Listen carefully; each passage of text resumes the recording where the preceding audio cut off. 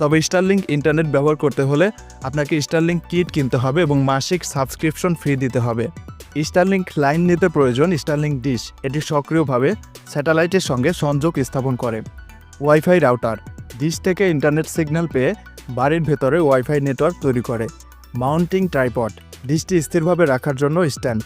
কেবল ও power adapter dish এবং রাউটারের সংযোগের জন্য প্রয়োজনীয় তার ও অ্যাডাপ্টার। তবে স্টারলিংকের কিটের দাম তুলনামূলক বেশি।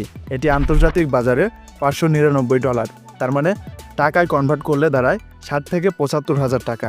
আর মাসিক সাবস্ক্রিপশন ফি বা মাসিক বিল প্রতি মাসে $90 থেকে $120, অর্থাৎ 9,000 থেকে 15,000 টাকা।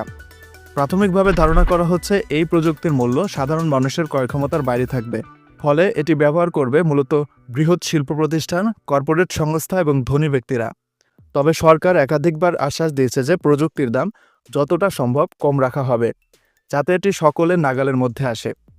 এখন দেখার বিষয় বাংলাদেশে এটির মূল্য কেমন নির্ধারিত হয় এবং সরকার কতটা সফল হয় সাধারণ জনগণের জন্য এটি সাশ্রয় করতে।